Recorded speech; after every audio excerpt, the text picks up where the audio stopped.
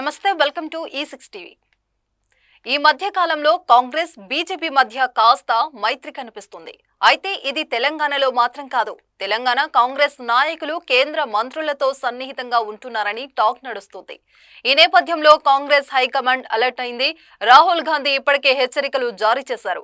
అసలు ఏం చేయబోతున్నారు? నిజంగానే తేడా వస్తే బీజేపీలోకి వెళ్లేందుకు కాంగ్రెస్ నాయకులు సిద్ధంగా ఉన్నారా అనేది తెలియాలి అంటే వాచ్ ది స్టోరీ.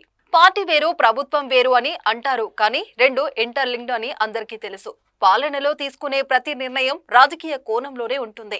రాజకీయంగా నష్టం జరుగుతుందని తెలిస్తే ఎలాంటి నిర్ణయం తీసుకోరు. అయితే ప్రస్తుత తెలంగాణలోని కాంగ్రెస్ ప్రభుత్వం వ్యవహరిస్తున్న తీరుతో ఆ పార్టీ రాజకీయంగా లాభం జరుగుతుందా, నష్టం జరుగుతుందా అన్నది ఎవరు అంచనా వేయలేకపోతున్నారు. ఎందుకంటే కాంగ్రెస్ ప్రభుత్వంగా ఉండి మొత్తం కేంద్రం చుట్టూ తిరుగుతున్నారు. ఇదే అందరినీ ఆశ్చర్యపరుస్తుంది. రేవంత్ రెడ్డి తరచూ ఢిల్లీ వెళ్తున్నారు. గతంలో కాంగ్రెస్ పాలిత రాష్ట్రాల ముఖ్యమంత్రులు హైకమాండ్ ను కలవడానికి మాత్రమే వెళ్లేవారు. ఇప్పుడు రేవంత్ రెడ్డి హైకమాండ్ ను కలవడానికన్నా కేంద్ర మంత్రులతో భేటీలకే ఎక్కువ వెళ్తున్నారు.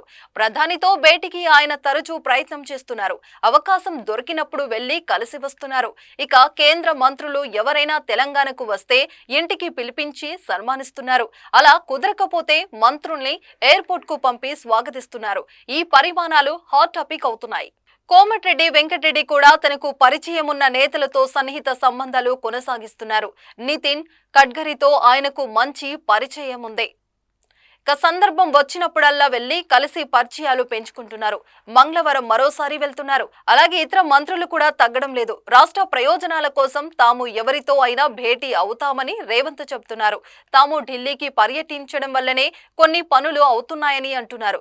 కాంగ్రెస్ మంత్రులు సీఎం ఇలా అవసరానికి మించి కేంద్రంతో సన్నిహితంగా మెలుగుతున్నారని కాంగ్రెస్ హైకమాండ్ కు అభిప్రాయం ఏర్పడితే పార్టీ నేతలకు ఇబ్బందులు వస్తాయి. అయినా కాంగ్రెస్ నేతలు మాత్రం తమ నిజాయితీని హైకమాండ్ శంకించిందన్న నమ్మకంతో తమ పనులు తాము చేసుకుంటూ పోతున్నారు.